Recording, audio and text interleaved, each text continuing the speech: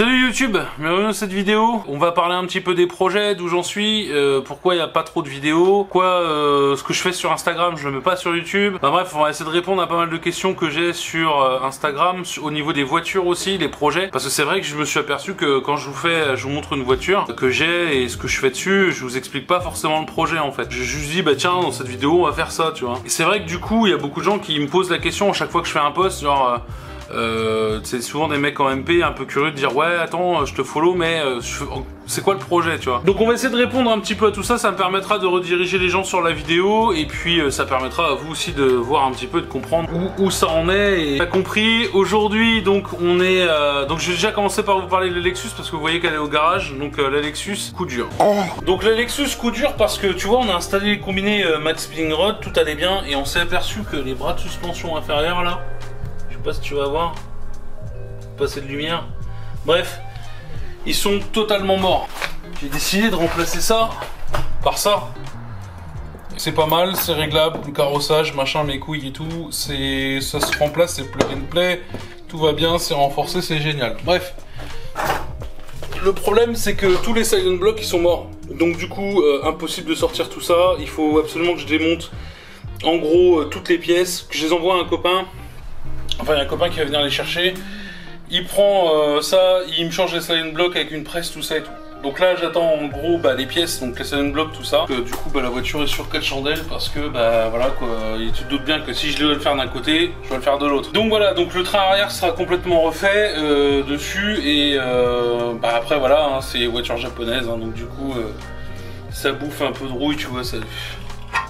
Les copes de frein complètement bouffées là, donc on va tout changer. Et ça c'était pas prévu. Et du coup je rappelle que cette rouille là c'est mon daily en fait. Donc la dernière fois t'as pas vu mais ouais on avait déjà installé les JR11 dessus. Ça je l'avais pas forcément montré en vidéo, mais voilà, donc ça c'est le daily du Circa. Donc ça c'est converti à l'éthanol tout ça. Mais ça m'emmerde et quand j'aurai refait le train arrière je pourrais pérenniser le fait de prendre les ronds-points à travers.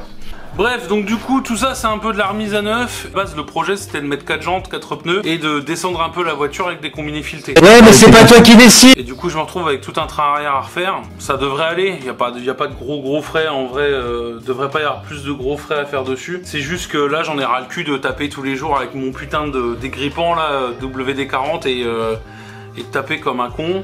C'est des choses qui doivent arriver petit à petit, il faut attendre les pièces, tout ça, et pendant ce temps là, donc ma voiture est immobilisée, ça me fait un peu chier. Donc tant qu'elle est immobilisée, je peux pas avancer sur un autre projet. Tout de suite, la Honda Civic, je vous la mets là, qu'on avait sur... que j'avais acheté, je l'ai gardé, j'ai pas gardé longtemps, hein, je l'ai gardé 4 mois, on a fait quelques vidéos dessus, et là je l'ai déjà revendu. Alors pourquoi je l'ai revendu? Tout simplement parce qu'en fait c'est une voiture, il n'y avait pas grand chose à faire dessus. Alors c'était une très belle voiture, mais avoir une voiture, comment dire, c'est un achat coup de cœur si tu veux. Et oui, c'est bien, tu vois, je l'ai la voiture. Mais quand t'as pas de projet derrière, quand t'achètes, en fait le projet était trop avancé, il était quasiment terminé, il y avait plus que des merdouilles à remettre à l'intérieur.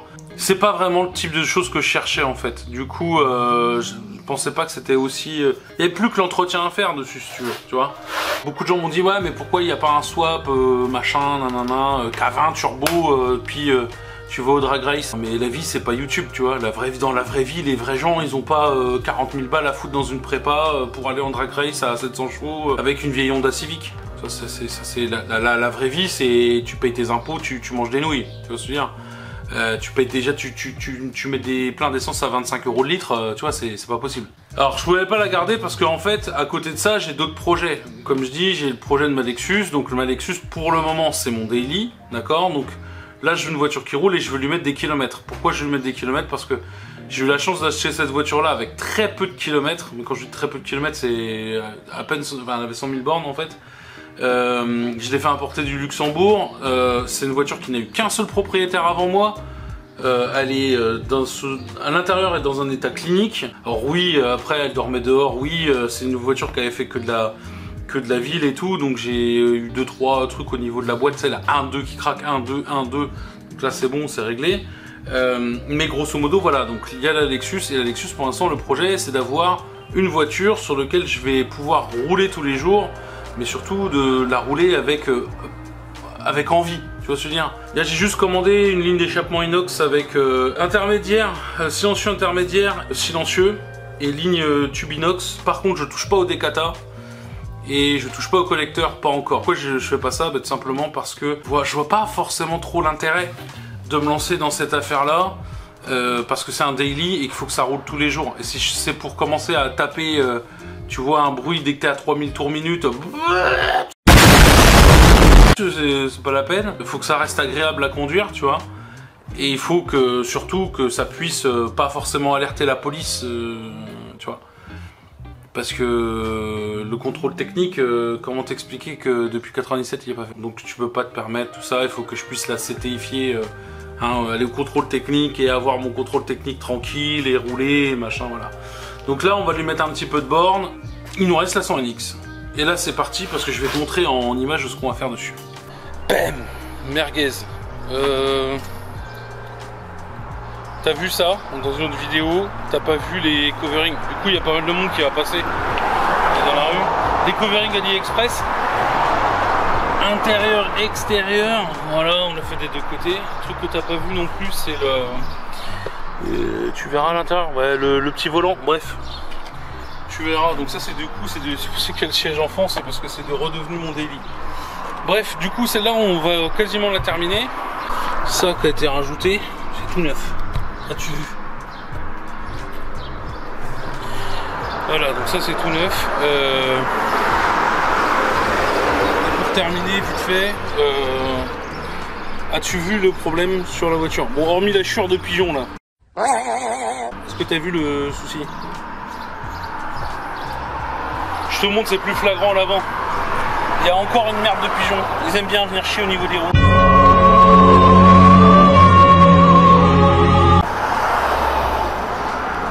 Bref, t'as compris, là c'est la merde au niveau du fit. Alors tu vas me dire, Circa, tu le savais, tu l'as cherché. Alors c'est là que je te montre la solution. La solution elle est là.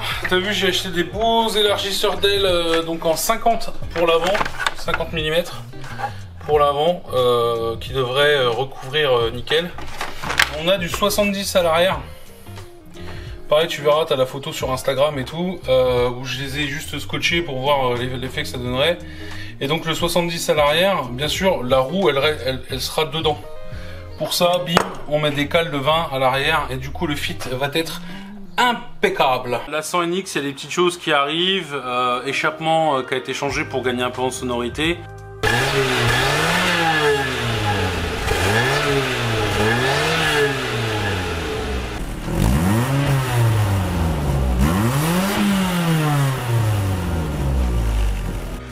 Et puis bien sûr on va essayer d'aller de rester dans le domaine du faisable, et c'est-à-dire qu'on va rien faire dessus de plus. C'est-à-dire que moi le but de la 100NX c'était d'avoir une petite voiture dans un ton très japonais, du moins l'idée que je me fais d'une voiture japonaise, et de pouvoir aller tourner un peu tu vois, sur les routes de la région tranquille en décapotant le dimanche. Ça va répondre à la question de tous ceux qui me pose la question de savoir, ouais, c'est quand que je fais une prépa, c'est quand, ah c'est pas une GTI, ah c'est une 1,6 litre, bah c'est quand que tu swaps. On va essayer de répondre simplement à la question. Il n'y aura jamais de swap de fait sur la 100NX pour deux raisons. Primo, le 1,6 litre, donc il peut pas être préparé parce que c'est de la merde, tu ferais une prépa là-dessus, tu gagnerais 50 chevaux parce que c'est un moteur économique. C'est pas un moteur sportif, c'est pas fait pour. C'est sympa, ça prend des tours, tu peux l'emmener un petit peu tac tac, faire des appuis, tout c'est sympa. Mais en vrai, tu pourras difficilement... Enfin, moi, la mienne, elle fait 100 chevaux, tu vois, c'est très bien comme ça. Le swap SR20, c'est compliqué. Alors, pour résumer clairement, le SR20, tu l'as trouvé dans quoi? Tu l'as trouvé dans la 100NX GTI, tu l'as trouvé dans la Pulsar GTI, tu l'as trouvé dans la Sentra, qui est la B13, mais pas pareil. C'est la 100NX, mais pas avec la même carrosserie, une carrosserie plus carrée. D'ailleurs, une voiture que j'aime beaucoup. C'est dommage qu'on l'ait pas eu en France. 200 SX, puis après, voilà, tu le retrouves un peu sous le capot de pas mal de trucs. Voilà, donc un SR20, en vrai, il y en a plein. Tiens, il commence à flotter. Là, c'est bien, quand tu fais une vidéo YouTube, il se met toujours à flotter. Pareil, le SR20 aujourd'hui, c'est un moteur qui a plus de 30 ans. C'est un moteur que certes tu trouves, mais encore une fois que tu vas trouver dans des taux de merguezification incroyables. Donc déjà, il faut trouver un moteur. Il faut trouver tous les périphériques, c'est-à-dire qu'il me faut l'injection, la boîte, l'admission, il faut tout. En fait, il me faut tout. Parce que tu te doutes bien que rien du 1,6 litre ou 2 litres n'est compatible. Hein, ça, je pense que tu l'as compris. Donc, et une fois que tu as tout ça, il faut tout remettre à neuf. Parce que bien sûr, tu vas pas commencer à mettre ça sans dire ouais, on va mettre un pot, on va faire le kéké et c'est parti de 150 chevaux. C'est pas l'intérêt. L'intérêt, si tu chopes ce genre de moteur, c'est de faire une remise à neuf. D'ailleurs, j'en profite un petit big up à Passion Mecha 63 qui est en train de vivre une aventure avec sa 100NX. Il y a des situations qui se développent, il y a des rebondissements. Allez voir, c'est pas mal. Vous verrez un peu le bordel d'un SR20. Donc bref. Au-delà du fait de déjà récupérer un moteur, comme je te dis, après il faut le remettre à neuf. Deux solutions, ou tu remets d'origine, ou tu commences à dire bon bah je prévois pour gratter un peu de chevaux, ou alors je mets juste des pièces renforcées. Des fois tu as des pièces, elles sont pas forcément plus performantes, elles sont juste là pour être plus rigides, tu vois ce que je veux dire, elles durent plus dans le temps. Le SR20 c'est un bordel, déjà bah, parce que les pièces on n'est plus dans les années 2000, donc ça coûte vite une blinde, et au-delà de ça... T'imagines même pas, enfin je veux dire rien que le système, t'as les arbres à com, deux arbres à com à faire, tu vas avoir les poussoirs, tu vas avoir les soupapes, les joints de queue de soupape à faire, tu vas avoir les ressorts, remettre des ressorts et couper le ressort en titane. Rien que là on parle juste de la culasse, sans parler qu'il faut que tu l'emmènes chez un usineur, que le mec il te refasse le plan, que machin, tout le bordel. Rien que ça vaut déjà une blinde. Après, t'as le moteur, t'as le bloc en lui-même. Il va falloir aller faire piston, le chemisage, la segmentation, bielle. Il faut que tu tombes sur un vilo qui soit pas défoncé. Après, c'est bien gentil. Derrière, il faut lui donner à bouffer. Il faut refaire l'admission, l'injection, l'échappement. Enfin, tu vas mettre 15 barres, plus de 15 barres là-dedans. Alors après, tu vas me dire, bah mais quand même, tac, tu peux sortir 400 bourrins. Je sais même pas si la boîte, elle tient 400 bourrins. La boîte, elle est transversale. Le moteur est comme ça. Il n'est pas en long comme sur une propulsion. C'est une traction avant. Donc même si on le faisait, je sais même pas si la boîte, elle tiendrait. Donc dans tous les cas, il faudrait trouver une boîte renforcée. Et dans ce sens-là du moteur, c'est presque pas possible. Enfin, je veux dire, sinon ça courrait les rues. Des voitures comme ça, t'en aurais plein. YouTube, plein machin, ça serait extrêmement popularisé. Or, ça ne l'est pas. Si ça ne l'est pas, c'est qu'il y a une raison. Tu prépares ton SR20, ne serait-ce qu'en atmo, ok, ça doit pouvoir tenir. Mais bien sûr, aujourd'hui, ce qui va te faire bander un peu, c'est d'avoir une prépa turbo. Et aujourd'hui, une prépa turbo sur un SR20, ça gagne très vite des chevaux, et des gros chevaux. Et encore une fois, une boîte qui tient comme ça, je pense pas, à ma connaissance, en connaître une. Peut-être celle de la Pulsar GTI, et encore, tu vois ce que je veux dire. Et pour trouver une boîte de Pulsar GTI, mais tu peux... Tiens, t'as plus de chances de gagner au loto. À ce prix-là, je pourrais rouler, on sait rien, moi, en Impreza GT Turbo, tu vois ce que je veux dire.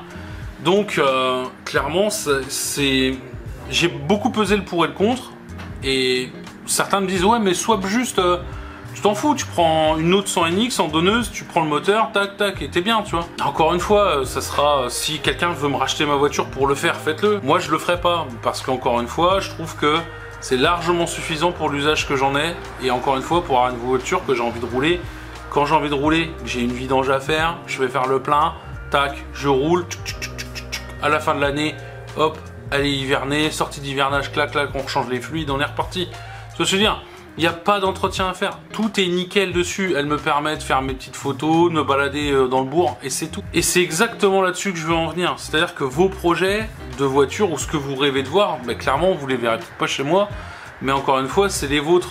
Et encore une fois, peut-être qu'il y aura des projets plus gros un jour, plus ambitieux sur la chaîne. Aujourd'hui, c'est d'avoir un daily fiable qui fonctionne, une 100NX qui va pouvoir me permettre de me balader. Il pleut fort quand même là.